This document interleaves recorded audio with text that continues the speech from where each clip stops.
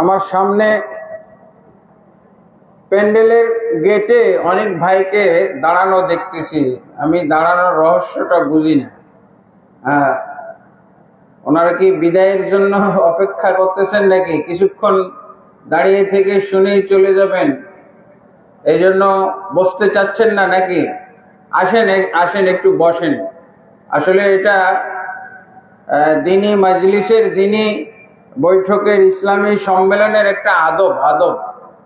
কোরআনের কথা হবে, হাদিস থেকে কথা হবে। আপনারা মনোযোগ সহকারে বসে বসে শুনবেন। বসাতে নিজেদেরও আরাম আছে, সৌন্দর্য দেখায়, তাই না?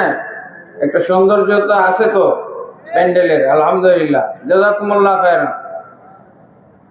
আপনাদের কাছে আমি খুবই কৃতজ্ঞ। আপনি বলার সাথে সাথে আপনারা শুনলেন, জাযাকুমুল্লাহ খায়রান। আসলে তো আজকে আমাকে যে প্রধান অতিথি দেওয়া হয়েছে, প্রধান অতিথিরা তো সাধারণত আলোচনা করে না নাকি, খালি হাজিরা দেয়। কিন্তু আসলে আমার মনে হয় একটু প্যাঁচ খাইছে। প্যাঁচটা হলো, যখন আমি শুনলাম যে একটা বড় ধরনের এরকম রেলের মাঠে সম্মেলন করতে চাচ্ছেন,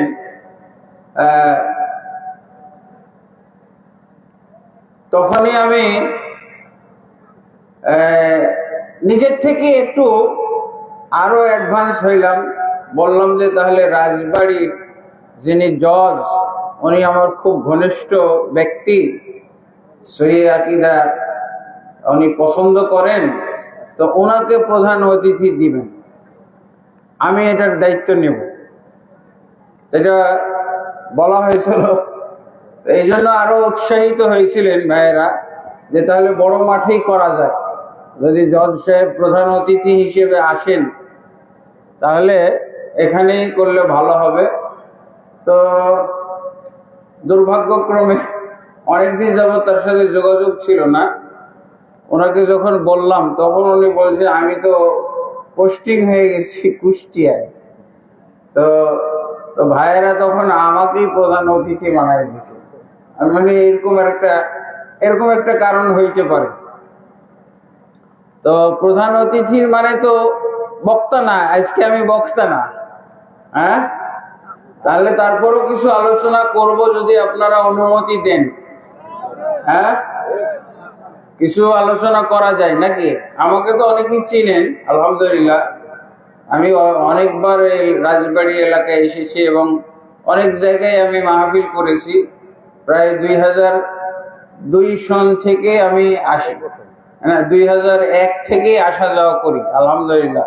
এখন কমে গেছে, এখন আলহামদুলিল্লাহ এই যে নতুন নতুন বক্তা, আমাদের অনেক জুনিয়র ভাইয়েরা এখন এসেছে। তারা আমাদের মাঠগুলোতে এসে চাষাবাদ করতেছে।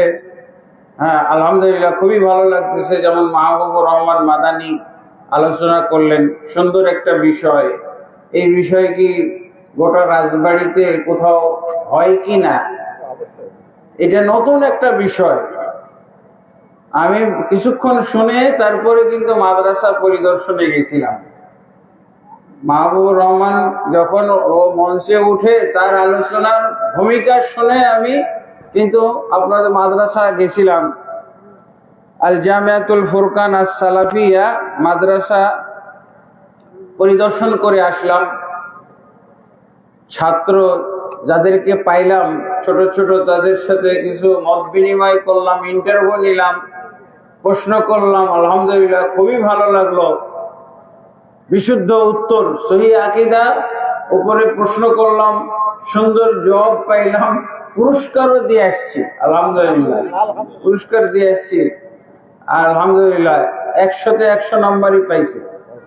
এবং আলহামদুলিল্লাহ আপনারা তো নমুনা দেখলেন, একজন ছাত্র কিভাবে রেফারেন্স সহ জানাজার সালাত কিভাবে সহি পদ্ধতিতে আজও মক্কা মদিনায় যেভাবে পড়া হয় সেইভাবে আপনাদের সামনে সালাতুল জানাজা উপস্থাপন করেছেন।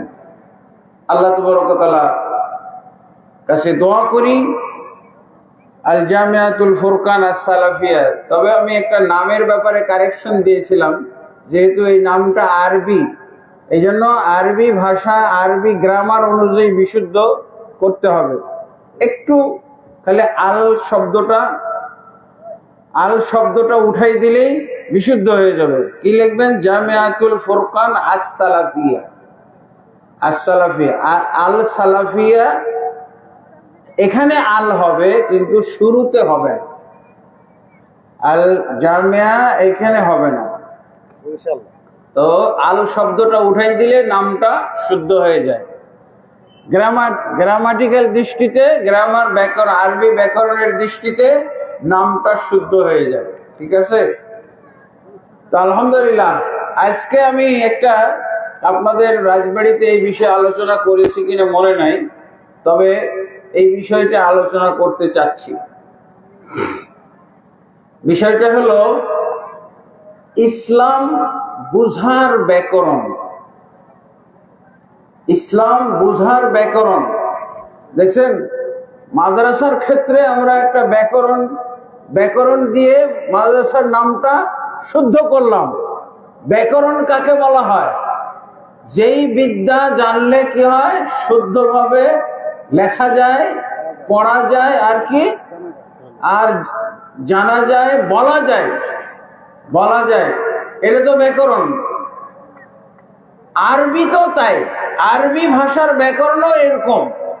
যেই বিদ্যা পড়লে আরবি ভাষা শুদ্ধভাবে পড়া যায় এবং বলা যায়, লেখা যায়, তাই না? আর বলতে পারেন জানা যায়ও বলতে পারেন।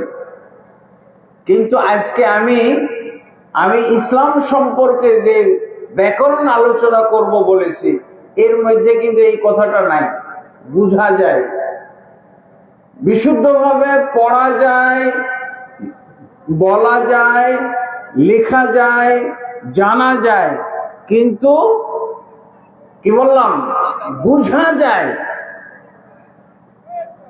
ইসলাম বিশুদ্ধভাবে বুঝা যায়, এই ব্যাকরণ আজকে আপনাদের সামনে আলোচনা করব।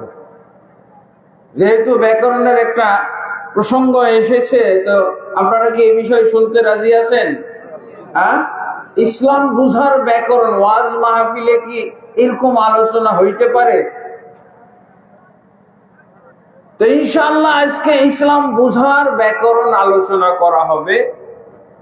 এবং এই ব্যাকরণ কয়েকটা আছে, তার মধ্যে আমি দুইটা পর্ব করব। প্রথম পর্ব এবং দ্বিতীয় পর্বের আলোচনা। প্রথম পর্বে 3টা ব্যাকরণ আলোচনা করব। এরপরে এই ব্যাকরণগুলোকে বিস্তারিতভাবে বলার জন্য আরো 6টা ব্যাকরণ আপনাদের সামনে তুলে ধরবো ইনশাআল্লাহ। আচ্ছা, আপনারা মনে করতে পারেন যে ইসলাম বুঝার ব্যাকরণ, এটা আবার ওয়াজ হয় নাকি? এটা কি ওয়াজ হয়? এটাই তো ওয়াজ হইতে হবে। আজকে আমাদের মুসলমান জাতির, আজকে আমাদের ভারতবর্ষে এই যে এত শিরক বেদাতের সয়লাব, এত আমাদের মাঝে দলাদলি, ইসলাম বুঝার ক্ষেত্রে এত পার্থক্য আছে না? ইসলাম তো একই, কিন্তু সেই ইসলামের মাদ্রাসা, সেই ইসলাম শিক্ষার মাদ্রাসা, সেই ইসলাম শিক্ষার আলেম ওলামা, পীর মাশায়েখ, এত বুঝার কারণে তো সর্বনাশ হয়ে যেতেছে, তাই না? বুঝার জন্যই না।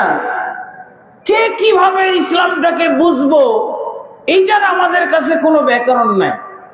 আর এই ব্যাকরণ আপনারা মনে করছেন যে আমরা তো বুঝবো না, আপনারা সাধারণ মানুষ। আসলে ইসলাম বুঝার ব্যাকরণ আমাদের দেশে এখনো চালু হয় নাই। ইসলাম বুঝার ব্যাকরণ আমাদের ভারতবর্ষে এখনো মাদ্রাসাতেও নাই। আপনি বসেন, ইন্টারভিউ হবে। আপনি যত বড় মুহাদ্দিস হন, মুফতি হন, পীর হন, যত বড় মুর্শিদ হন, আপনি বসেন, আপনি যে পড়েননি এবং পড়া হয় না, এটা সিলেবাসে নাই। আজকে রাজবাড়ির মাটিতে ইসলাম বুঝার ব্যাকরণের প্লে গ্রুপের ছাত্র, আপনারা প্লে গ্রুপের ছাত্র। যদি বলি প্লে গ্রুপের ছাত্র, আসলে তো প্লে গ্রুপের ছাত্র এখন শুরুই যদি না করা হয়, সবাই তো প্লে গ্রুপের ছাত্র, তাই না? মুফতি বলি, মুহাদ্দিস বলি, পীর বলি, মাশায়েখ বলি। আমি একটার পর একটা আপনাদের কাছে উদাহরণ নিয়ে আসতেছি। তাহলে যদি আপনারা আজকে এই ক্লাসে বসে থাকেন, তাহলে তো যারা দেওবন্দ, আমাদের ভারতবর্ষের সবচেয়ে বড় মাদ্রাসা দেওবন্দ না, ওখানেও এই সিলেবাস নাই, ওখানেও নাই। আমাদের বাংলাদেশের সবচেয়ে বড় মাদ্রাসা কি বলেন না, দু একটা, হাটহাজারী, ওখানেও এই সিলেবাস নাই। ইসলাম বুঝার ব্যাকরণ, এটা প্রথম শোনা যাচ্ছে। তাহলে কিসের ব্যাকরণ ওনারা জানেন? আমাদের বাংলাদেশে, যদিও আমি মদিনা ইউনিভার্সিটিতে অ্যারাবিক ব্যাকরণ, অ্যারাবিক ল্যাঙ্গুয়েজ লিটারেচারের উপরে লেখাপড়া করেছি, বুঝেছেন, তারপরও আমি এটা বিশ্বাস করি আমাদের বাংলাদেশে আরবি ব্যাকরণ বুঝা এত পণ্ডিত আছে, বাংলাদেশে এত আরবি বুঝা পণ্ডিত আছে যে আমি ওর কাছে ছাত্র হইতে পারবো, সে আমার শিক্ষক হওয়ার যোগ্য। কিন্তু ইসলাম বুঝার ব্যাকরণের ক্ষেত্রে উনি প্লে গ্রুপের ছাত্র, প্লে গ্রুপের, উনি প্লে গ্রুপে এখনো ভর্তি হয় না। আপনারা হতে পেরেছেন, আপনারা হতে পেরেছেন, কিন্তু আমার চেয়েও যোগ্য আরবি ব্যাকরণে, আমার চেয়েও সে দক্ষ, অভিজ্ঞ, মহাপণ্ডিত। আমি তার কাছে হয়তো আরবি ব্যাকরণে 5 মিনিটও টিকবো না, এমন হইতে পারে। কিন্তু আমি দৃঢ়তার সাথে বলছি, ইসলাম বুঝার ব্যাকরণে উনি 1 মিনিটও টিকবেন না। আপনারা আগাই গেলেন না? তাহলে এখান থেকে আমি কি বুঝাইতে চাইলাম, এই ব্যাকরণে, এই ভূমিকার মাধ্যমে আমাদের দেশে মুফতি, মুহাদ্দিস, পীর, মাশায়েখ আর একজন নিরক্ষর, একজন মূর্খ লোক একই সমান, কোনো পার্থক্য নেই। ওরা পড়তে হবে, আপনারও পড়তে হবে। আপনি আগাই গেলেন, আপনি অ্যাডভান্স আগিয়ে গেলেন, তাই না? গরম লাগছে। অনেকেই কিন্তু মনে করতেছে যে আর ব্যাকরণ বুঝবো না, আগে যায় নাকি? আর ব্যাকরণের এত কঠিন কঠিন ক্লাস, কঠিন আলোচনা আমরা বুঝবো না। আরে বুঝবেন না তো, বললাম তো, সবাই বুঝবেন, পানির মতো, একেবারে পানির মতো। কিন্তু ওই এলেম যদি নাই থাকে, আমাদের যদি সিলেবাসেই না থাকে, আমাদের যদি কারিকুলামের মধ্যেই না থাকে, মাদ্রাসার সিলেবাসে না থাকে, তো স্কুলের সিলেবাসে থাকতে পারে, ইউনিভার্সিটির সিলেবাসে থাকবে। আচ্ছা, তাহলে কি আপনি বলবেন যে তাহলে কি ইসলাম বুঝার ব্যাকরণ এখন আসমান থেকে নাজিল হবে? হ্যাঁ, আপনাদেরকে আমি ইসলাম বুঝার ব্যাকরণ কোরআন আসমান থেকে নাজিল করে দেখাবো না। ইসলাম বুঝার ব্যাকরণটা কোরআনে আছে, ইসলাম বুঝার ব্যাকরণ হাদিসে আছে। ইসলাম বুঝার ব্যাকরণের গ্রন্থটা কি? কই, কোরআন নাই একটা? কোরআন। ইসলাম বুঝার ব্যাকরণ হলো, ব্যাকরণের কিতাব হলো কোরআন। ইসলাম বুঝার ব্যাকরণের কিতাব হলো হাদিস, সুন্নাহ। এই বিষয়ে, এই ব্যাকরণ বিষয়ে গবেষণা করতে করতে করতে এখন আমি একটা বইও লিখেছি। বইটা পাণ্ডুলিপি আকারে আছে। বইটার নাম হলো আমাদের বাংলাদেশে, বা বাংলাদেশে বিশেষভাবে যে সমস্ত হাদিস না বুঝে আমল করা হয়, বুঝাই হয়নি, আমল করেই যাচ্ছে, আমল করে ফেলেছি। এই যে দেখেন, আজকে যে আলোচনা হলো যে ইমান আনা সত্ত্বেও মুশরিক, ইমান আনা সত্ত্বেও মুশরিক।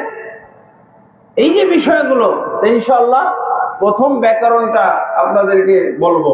প্রথম ব্যাকরণটা সূরা মায়েদার 3 নম্বর আয়াত। প্রথম ব্যাকরণ কোথায় আছে? ব্যাকরণের দলিল, ব্যাকরণের সূত্র কোথায় আছে? সূরা মায়েদার 3 নম্বর আয়াতের অংশ। আল-ইয়াওমা আকমালতু লাকুম, আউযু বিল্লাহি মিনাশ শাইতানির রাজীম। আল-ইয়াওমা আকমালতু লাকুম দীনাকুম ওয়া আতমামতু আলাইকুম নি'মাতি ওয়া রাদিতু লাকুমুল ইসলাম দীনা। সহজ কথা, আল্লাহ বলছেন আজকের দিন তোমাদের জন্য তোমাদের দিনকে পরিপূর্ণ করে দিলাম, পরিপূর্ণ করে দিলাম।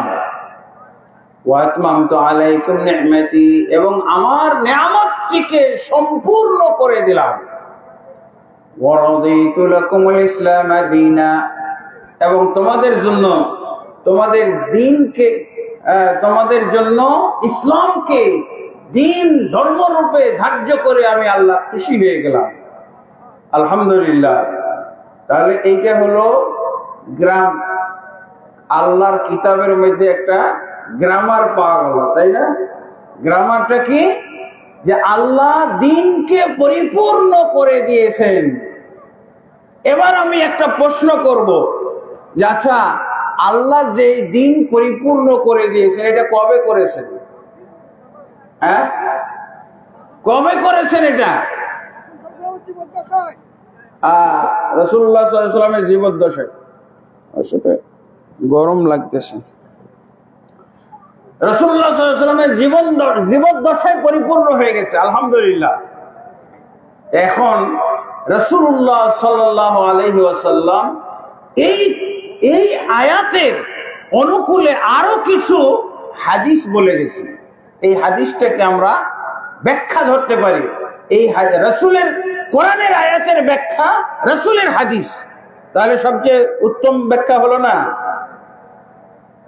আল্লাহ রাসূল সাল্লাল্লাহু আলাইহি ওয়াসাল্লাম বলছেন, ইযা হাদাসতুকুম হাদিসান ফালা তাজিদান্না আলাইহি, যখন আমি তোমাদের কাছে কোন হাদিস বলবো, খবরদার এর মধ্যে কোনো বাড়াবাড়ি করবে না। হাদিস যখন আমি বলবো, বাড়াবাড়ি করবে না। তাহলে আল্লাহর রাসূল সাল্লাল্লাহু আলাইহি ওয়াসাল্লাম আমাদেরকে যে ইসলাম দিয়ে গেছেন, এই ইসলামের পরিমাণ কতটুক, আর এই ইসলামের মধ্যে বাড়ানো যাবে কতটুক? আপনাদের তো শোনেন। আচ্ছা, আল্লাহ রাসূল সাল্লাল্লাহু আলাইহি ওয়াসাল্লাম যে দিন, যে ইসলাম আমাদের মাঝে ছেড়ে গেছেন, সেই ইসলাম কি অতটুকুই থাকবে, নাকি আমরা গবেষণা করে আরো কিছু বাড়াবো? আরো কিছু বাড়ানো যাবে? হ্যাঁ, সবকিছুই তো বাড়ছে। জিনিসপত্রের দাম বাড়ছে, স্বর্ণের দাম বাড়ছে, রূপার দাম বাড়ছে, হ্যাঁ, জমির দাম বাড়ছে। তো ইসলাম বাড়বে না? ইসলাম অতটুকুই থাকবে?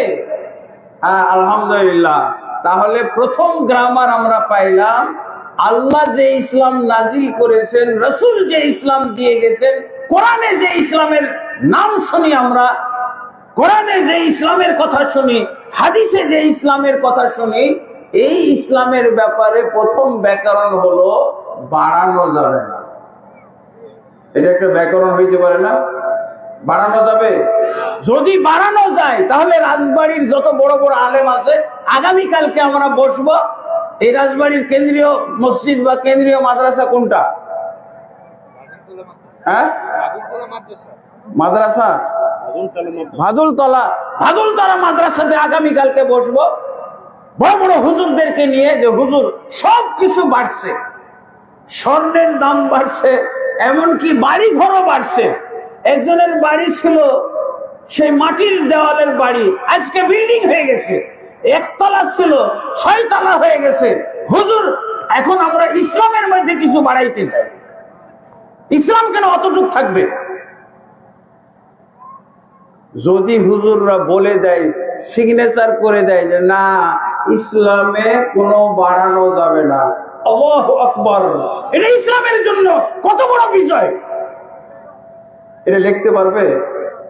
লিখতে পারবে। যদি না বুঝে তাহলে লিখেও দিতে পারে, না বুঝলে লিখেও দিতে পারবে। হ্যাঁ, আসলেই তো একটা পাগল ছাগল মুসলমান, একটা পাগল ছাগল তো এই কথা স্বীকার করবে না যে ইসলামের মধ্যে কিছু বাড়ানো যায়।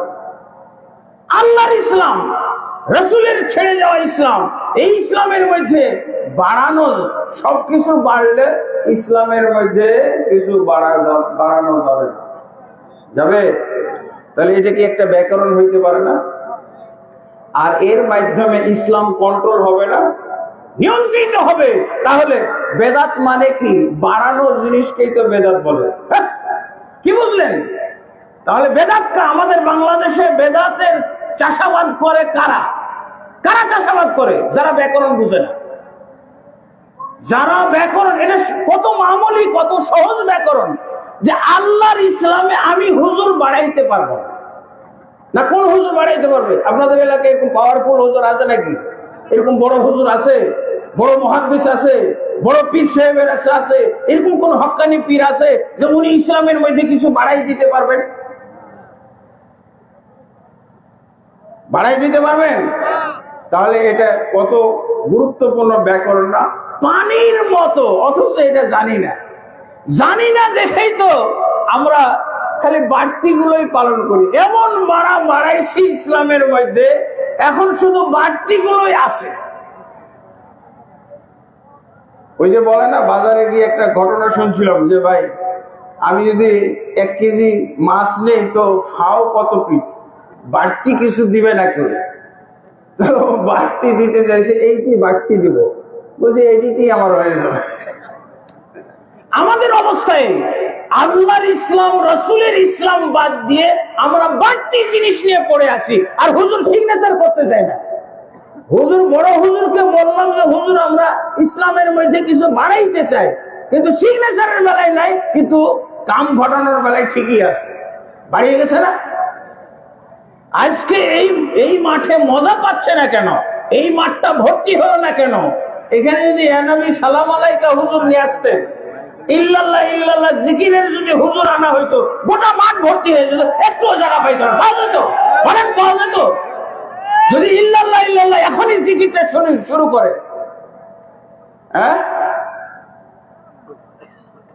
আমি একবার এক জায়গায় গেলাম, আমাকে বক্তা করছে, কিন্তু বক্তা, প্রধান বক্তা আলহামদুলিল্লাহ শেখ আব্দুল্লাহ, আমাদের ছেলে তুল্য, তার বাবা আমার বন্ধু মানুষ।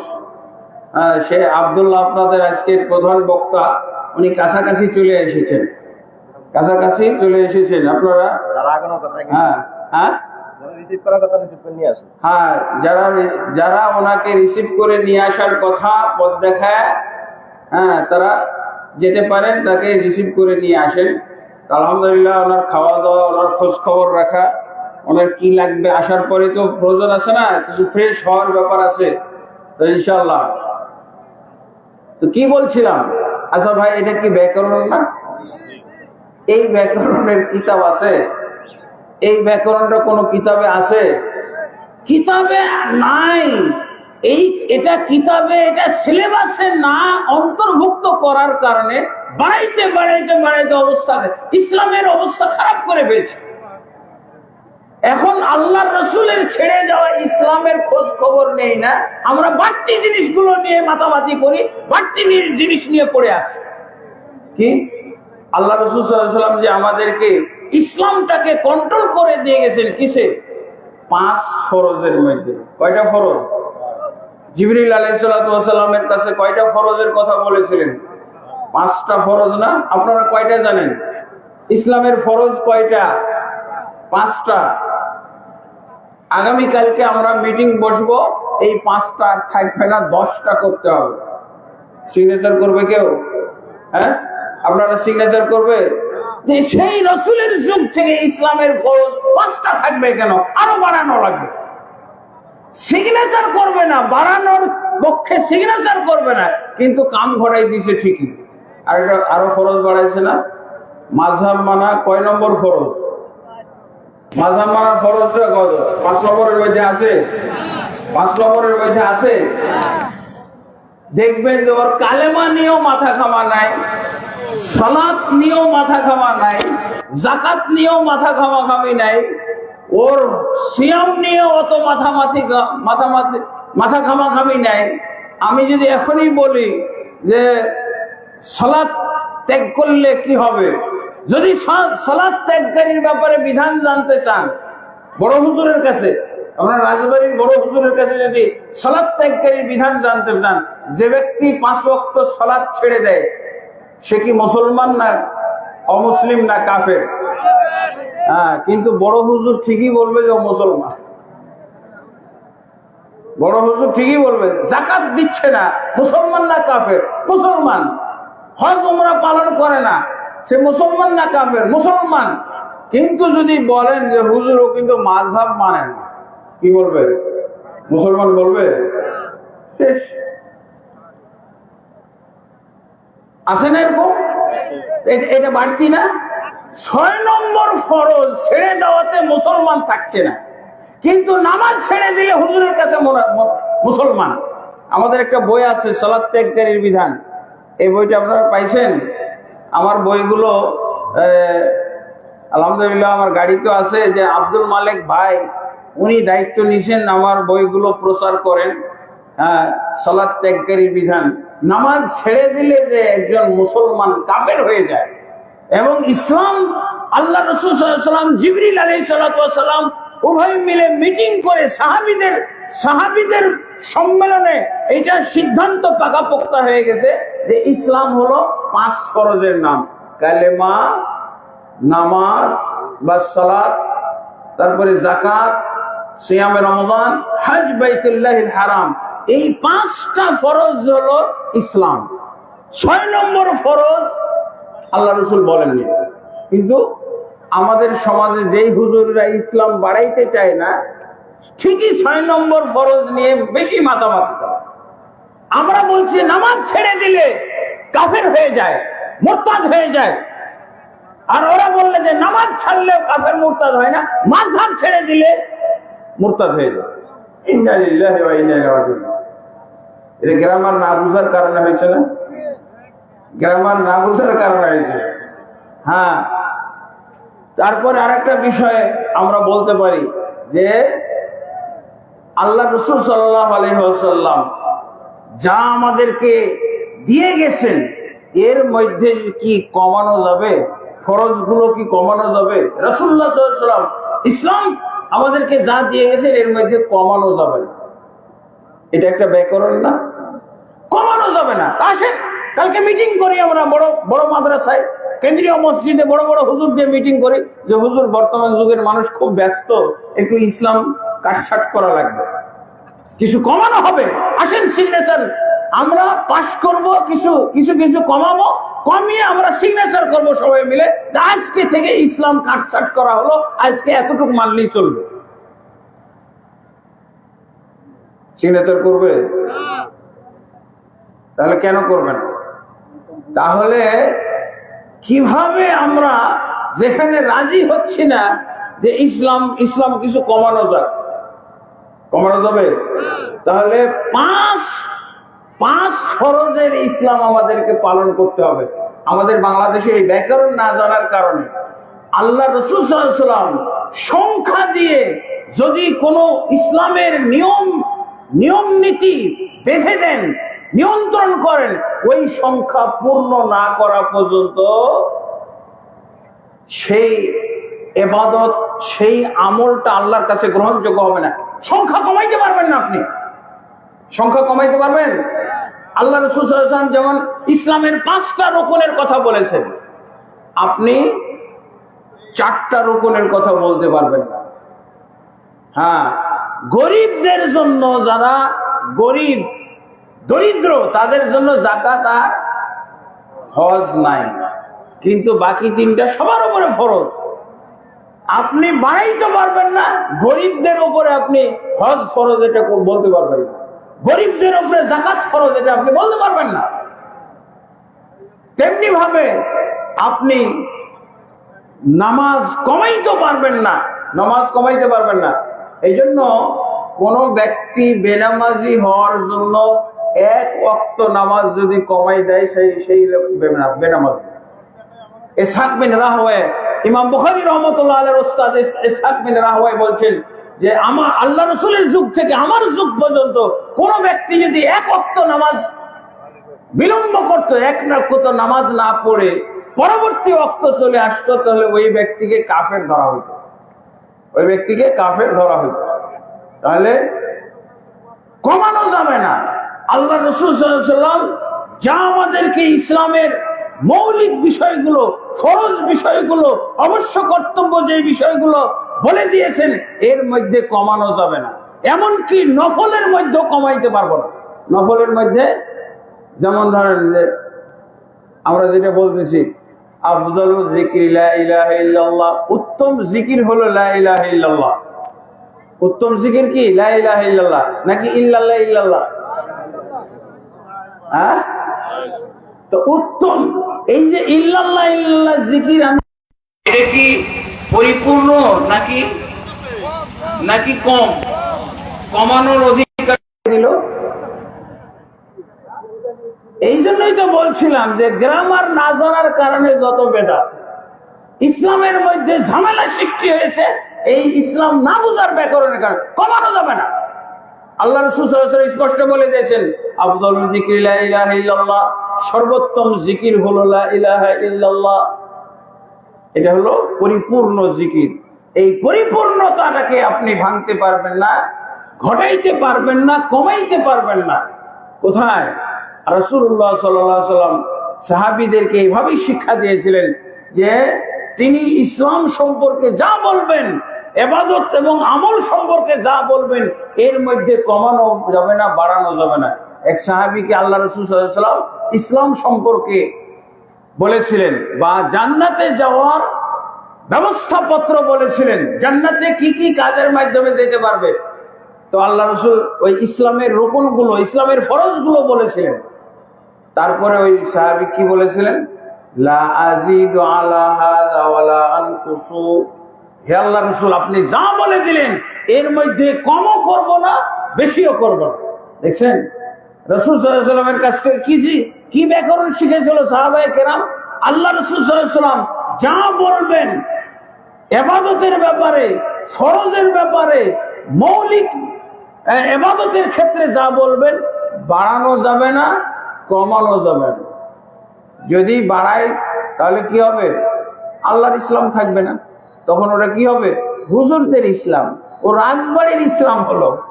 যে ইসলামের মধ্যে বাড়ানো হয়, বলগাহীন ভাবে আমি ইচ্ছা মতো বাড়াইতে থাকবো, ওটা আল্লাহর ইসলাম না, ওটা হলো রাজবাড়ির ইসলাম, ওটা হুজুরের ইসলাম। আর ওই ইসলাম হলো আল্লাহর, যে ইসলামের মধ্যে বাড়ানো হবে না, কমানো হবে না। হ্যাঁ, আল্লাহ রাসূল সাল্লাল্লাহু আলাইহি ওয়াসাল্লাম সাহাবী কি বলছেন?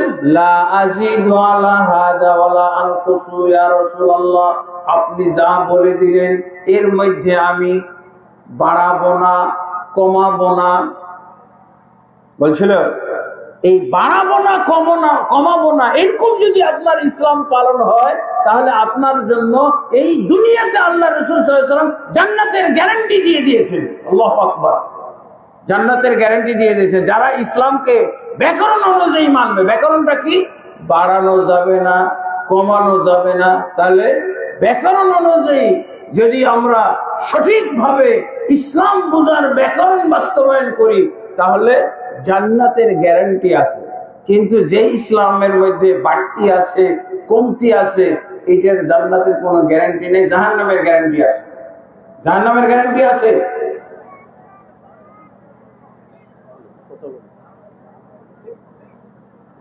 যে ইসলামের মধ্যে বাড়ানো যায়, কমানো যায়, এর ভিত্তিতে কি আছে? জাহান্নামের গ্যারান্টি আছে।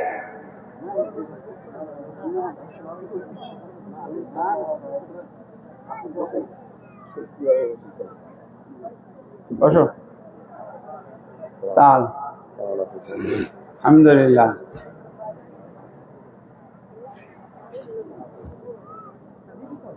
খুব কঠিন আলোচনা হইতেছে।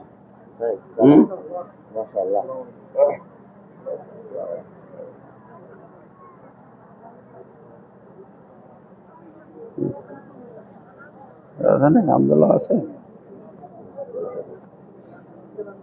আব্দুল্লাহ আব্দুর রহিম, মাশাআল্লাহ, কায়েম মাকাম। তো আলহামদুলিল্লাহ, কি বুঝলেন? ইসলাম বুঝার ব্যাকরণ কি কঠিন? পানির মতো সহজ, কিন্তু মানা কঠিন। মানা কঠিন না? মানতে পারতেছে না দেখে আমাদের বাংলাদেশের ইসলাম আর মুসলমানের এই দুর্দশা, তাই না? এই যে আপনি সিগনেচার নিতে পারলেন না যে কিছু ইসলাম সংকোচন করা হবে, ইসলামের মধ্যে কিছু আমরা হালকা করব, সেই সিগনেচার দিতে পারলো না, কিন্তু ইল্লাল্লাহ ইল্লাল্লাহ ঠিকই চালু হয়েছে।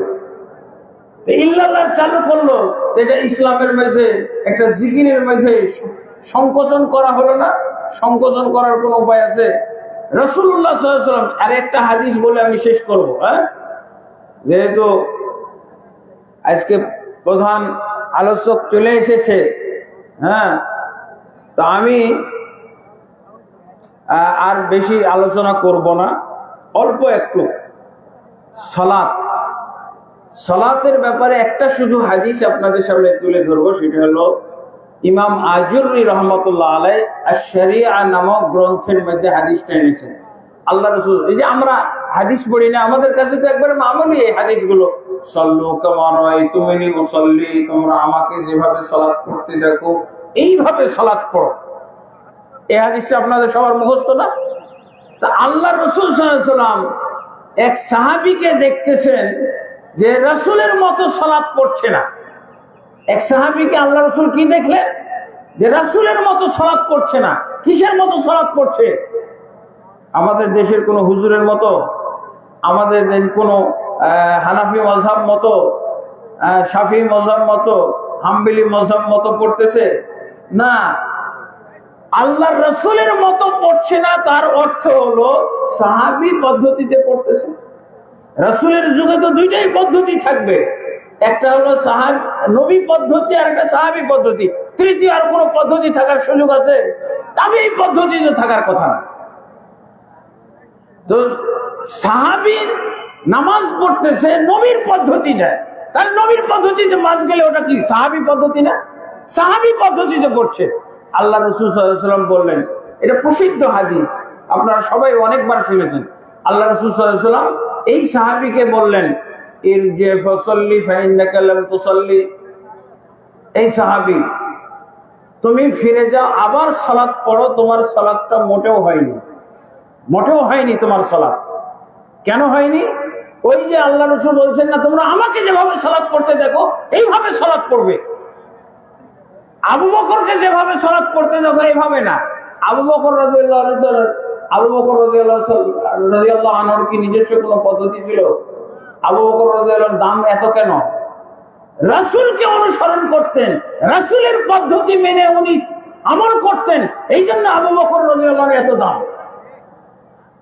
এখন সাহাবী পদ্ধতিতে নামাজ হয়েছে, আল্লাহ রাসূল নামাজটাকে ক্যান্সেল করে দিয়েছেন। তুমি ফিরে যাও, আবার সালাত পড়ো, তোমার সালাতটা হয় নাই। কয়বার পড়েছিল এই সাহাবী? আপনারা হাদিসটা পড়েছেন, এই জন্য আমি এত বিস্তারিত বলছি। কয়বার পড়েছিল? 3 বার। এই যে আলহামদুলিল্লাহ 3 বার পড়েছিলেন, 3 বারই আল্লাহ রাসূল সাল্লাল্লাহু আলাইহি ওয়াসাল্লাম ক্যান্সেল করে দিয়েছেন। আচ্ছা, নবী সাল্লাল্লাহু আলাইহি ওয়াসাল্লাম মতো সাহাবী নামাজ পড়লেন না, তাই আল্লাহ রাসূল সাল্লাল্লাহু আলাইহি ওয়াসাল্লাম সেই নামাজকে ক্যান্সেল করে দিলেন। তার অর্থ হলো কি? যে সাহাবী পদ্ধতির নামাজও চলবে না। কোন পদ্ধতির নামাজ পড়তে হবে? নবী পদ্ধতির নামাজ পড়তে হবে। এই সাহাবী কি করেছিলেন?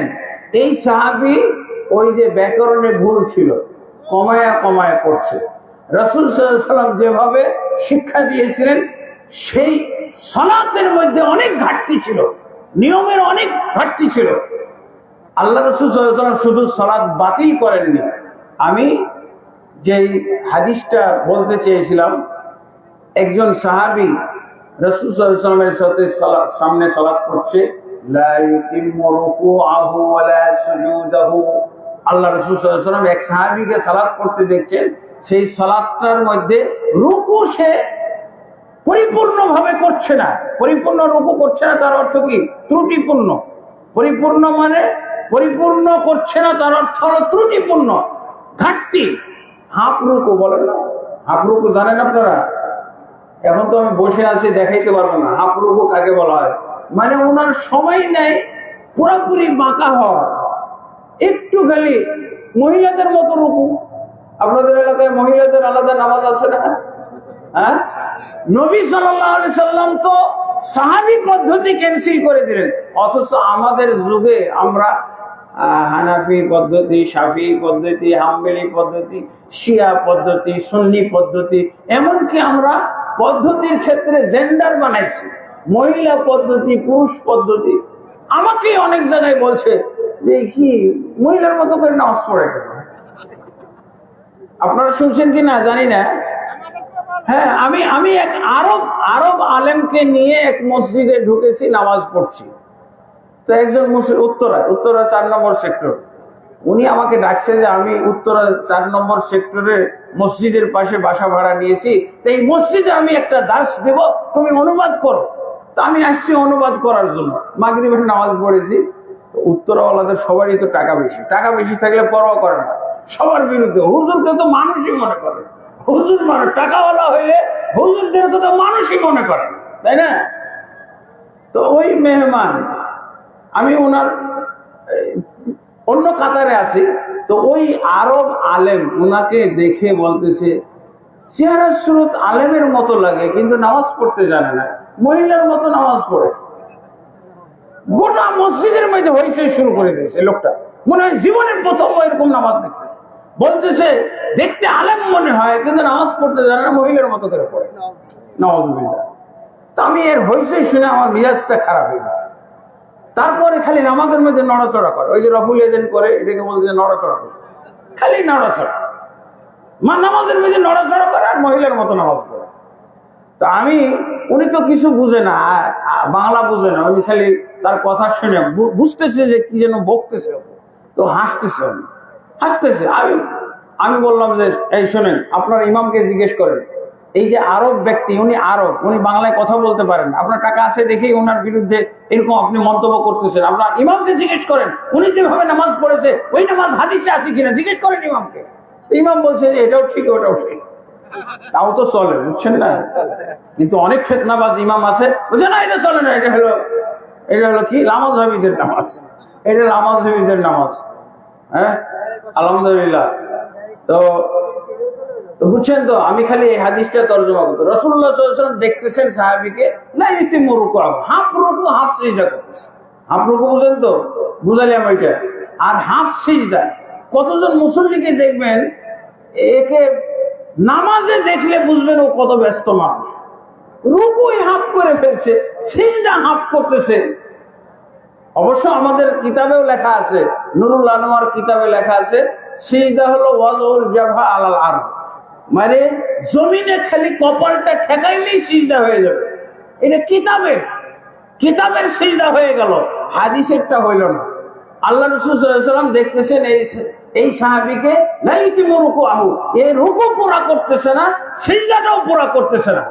আল্লাহ রাসূল তার নামাজটা দেখে দাঁড়িয়ে আছে, দাঁড়িয়ে নামাজের ব্যাপারে ফতোয়া দিলেন। কি বললেন ফতোয়াটা জানেন? সেই ফতোয়া বললেন, লাউ মাতা হাযা আলা হালিহি হাযিহি লামাতা আলা গায়রি মিল্লাতি মুহাম্মাদিন সাল্লাল্লাহু আলাইহি ওয়াসাল্লাম। এই লোকটা যদি মৃত্যুবরণ করে, এই ধরনের নামাজ পড়ে যদি তার মৃত্যু ঘটে, তাহলে এই লোকের মৃত্যুটা মুহাম্মদ সাল্লাল্লাহু আলাইহি ওয়াসাল্লামের ধর্মের উপরে হবে না। আল্লাহু আকবার। কি কারণ? কমাই ফেলছে, নামাজ পড়েছে ঠিকই কিন্তু রুকুটা কমিয়ে ফেলেছে, পরিপূর্ণ করে নাই, ত্রুটিপূর্ণ হয়ে গেছে, সিজদাটা ত্রুটিপূর্ণ হয়ে গেছে। এই জন্য আল্লাহ রাসূল সাল্লাল্লাহু আলাইহি ওয়াসাল্লাম কি বললেন? এই লোক যদি এরকম সালাত পড়ে মৃত্যুবরণ করে, তো এই লোকের মৃত্যুটা মুহাম্মদের ধর্মের উপরে হবে না, কার ধর্মের উপরে হবে তাহলে বলেন? অন্য ধর্মের উপরে হবে। নাউজুবিল্লাহ। কারণ কি? রাসূল সাল্লাল্লাহু আলাইহি ওয়াসাল্লামের বিরোধিতা করার জন্য ইবাদত লাগবে। আপনি এই জ্ঞান বিজ্ঞান চর্চা করে রাসূলের বিরোধিতা হবে না, চাষাবাদ করে দুনিয়াবি কাজ করে রাসূলের বিরোধিতা হবে না। রাসূলের বিরোধিতার জন্য ইবাদত বেছে নিতে হবে, কোন একটা দোয়া। তাহলে কি বলছিলাম? আমি তো প্রথম পর্বের ব্যাকরণটাই শেষ করতে পারলাম না। বাড়ানো যাবে না, কমানো যাবে না। যাবে? সিগনেচার নিতে পারবেন? হ্যাঁ। আর একটা কি? রদ বদল করা যাবে না। এটা হলো 3 নম্বর। তাহলে একটা পর্ব শেষ। দ্বিতীয় পর্বে 6টা ব্যাকরণ ছিল, এটা আর হলো না। বানানো কম, রদ বদল করা যাবে। রদ বদল বলতে, রদ বদল একটা উদাহরণ দিই। আমাদের সমাজে প্রচলিত একটা, আপনাদের নামাজের পর মোনাজাত হয় না? হয়, আছে মসজিদে। হ্যাঁ, এই রদ বদল মানে কি? আল্লাহ রাসূল সাল্লাল্লাহু আলাইহি ওয়াসাল্লাম বলছেন মোনাজাত হলো নামাজ। নিশ্চয়ই তোমাদের কোন ব্যক্তি যখন নামাজে দাঁড়িয়ে যায়, ওই ব্যক্তি মোনাজাতে লিপ্ত হয়। তাহলে মোনাজাতটা শুরু হয় আল্লাহু আকবার বলে, শেষ হয় কি? আসসালামু আলাইকুম, আসসালামু আলাইকুম। কিন্তু আমাদের সমাজের মোনাজাতটা হলো পরে, সালামের পরে। রাসূলের নাম মোনাজাত ছিল সালামের আগে। এটা রদবদল হয়েছে এখানে? হয় না? হয়েছে। আর যারা রদ বদল করবে তাদের পুরস্কারটা কি? খালি এটা ঘোষণা করে চলে যাব। আল্লাহ রাসূল সাল্লাল্লাহু আলাইহি ওয়াসাল্লাম হাউজে কাউসারে একটা মুগুর নিয়ে দাঁড়াবেন। মুগুরের নাম হলো সোহকান। একটা মুগুর নিয়ে দাঁড়াবেন তাদেরকে মারার জন্য। আল্লাহ রাসূলের এক শ্রেণীর হতভাগা উম্মতকে মারার জন্য একটা মুগুর নিয়ে দাঁড়াবেন। সেই মুগুরের নাম হলো সোহকান। আর বলবেন কি? সোহকান লিমান বাদদালা বাদি। দূর হও হতভাগা, যারা আমার পরে পরিবর্তন ঘটিয়েছিল। মোনাজাত হবে সালামের আগে, আর তুমি নিয়ে গেছো সালামের পর। হ্যাঁ, এটা কি রদ বদল না? অনেকেই বলে, বুঝে আসে না। মোনাজাতের বিরুদ্ধে করেন, মোনাজাতের বিরুদ্ধে না, রদ বদলের বিরুদ্ধে। আপনি আল্লাহ রসুলের সুন্নাহকে, আল্লাহ রসুলের তরিকাকে, এই কথা আপনি মুখে বলেন যে কোন তরিকায় শান্তি নেই, কেবল না নবীর তরিকায় শান্তি। তো তরিকা আপনি বুঝেন? আপনি রসুলের মোনাজাত ছিল নামাজের মধ্যে, আপনি নিয়ে গেছেন কোথায়?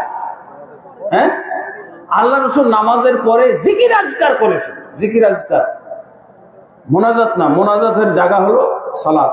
তো বুঝেছেন তো? আল্লাহ রসুল কি বলবেন?